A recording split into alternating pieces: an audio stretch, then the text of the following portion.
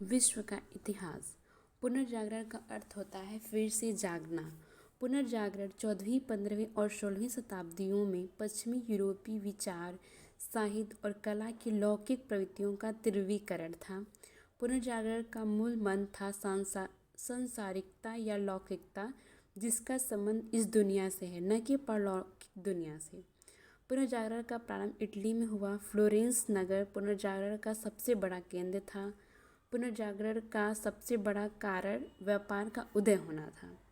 इसके कारण व्यापारिक शहरों का उदय हुआ, उनका महत्व बढ़ने लगा।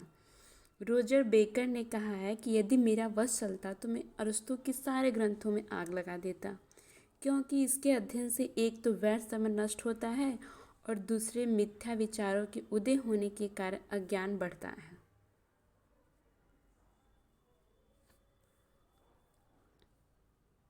आगे है, कागज का आविष्कार चीन में हुआ, परंतु आरंभ में सबसे अच्छा कागज बनाने में इटली संसार का अग्रणी था। पुनर्जागरण का महत्वपूर्ण आधार मानवतावाद था, जिसमें ईश्वर को नहीं बल्कि मानव को चिंतन का मुख्य केंद्र बिंदु माना गया है। इटली निवासी पेट्रा को मानववाद का संस्थापक माना जाता है। पुनर्जागरण कालीन साहित्य की बात करते हैं तो पुनर्जागरण कालीन लौकिक भावना की सबसे अच्छी अभिव्यक्ति साहित्य में होती है। इटली में साहित्य के क्षेत्र में फ्लोरेंस निवासी दांते, पेट्रॉक और बोकेसिस्ट का नाम अग्रणी है। दांते 1565 से 1321 को पुनर्जागरण का अग्रदूत एवं पुनर्जागरण का प्रथम व्यक्ति कहा गया है। दांते की रचना डिवाइन कॉमेडी है, जिसमें ईसाई कहानियों एवं धर्मशास्त्रों की काफ़ी चर्चा है। दांते अपनी राजनीतिक पुस्तक डी मोनार्किया में पवित्र रोमन साम्राज्य के नेतृत्व में इटली के एकीकरण के लिए तर्क देता है। डेकामेरॉन नामक कहानी संग्रह बोकेसियो का है, जिसमें गंदे रोमन का वर्णन किया गया है। गंदे और रोमांस का वर्णन किया गया है। डेकान की जो पुस्तक है बोकेसियो। मैकियावेली की प्रसिद्ध रचना द प्रिंस थी। सर टॉमस मूर ने यूटोपिया की रचना की।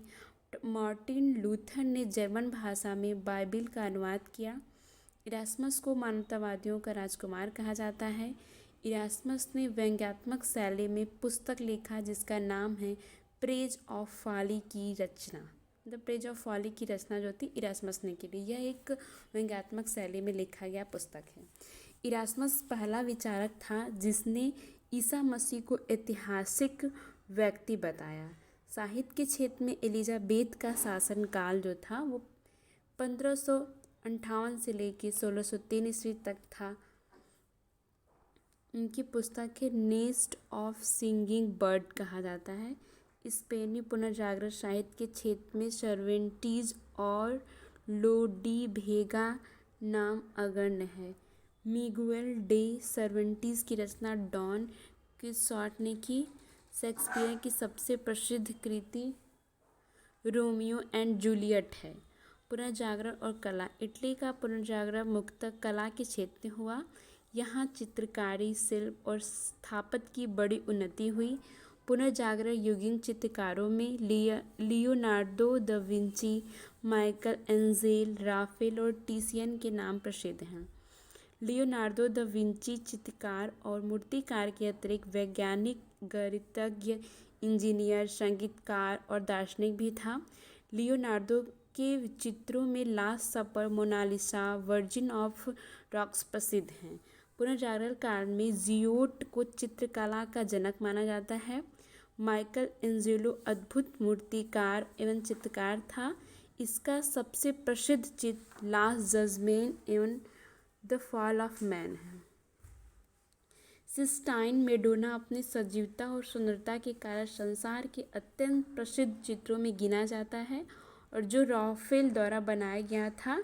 पुनर्जागरण कालीन विज्ञान। इसके बारे में पढ़ते हैं कि यद्यपि विज्ञान का प्रस्फुटन 17वीं 18वीं शताब्दी में हुआ, लेकिन इसका बीजारोपण पुनर्जागरण काल में ही हो चुका था। कॉपरनिकस ने टॉलमी की भू केंद्रित सिद्धांत का खंडन कर सूर्य केंद्रित सिद्धांत का प्रतिपादन किया। कॉपरनिकस के अनुसार पृथ्वी ब्रह्मांड के केंद्र में नहीं बल्कि सूर्य सौरमंडल के केंद्र में है और अन्य ग्रहों की भांति पृथ्वी सूर्य के चारों ओर घूमती है। न्यूटन द्वारा गुरुत्वाकर्षण के नियम का प्रतिपादन किया गया। धर्म सुधार आंदोलन का प्रवर्तक मार्टिन लूथर थे, जो जर्मनी के एक साधारण किसान परिवार में पैदा हुए थे। जॉन विक्लिफ को धर्म सुधार आंदोलन का प्रातःकालीन तारा कहा जाता है। इटली निवासी अमेरिगो वेस्पुची के नाम पर अमेरिका का नाम पड़ा। सर्वप्रथम मैगलन ने समुद्री मार्ग से संपूर्ण विश्व का चक्कर लगाया।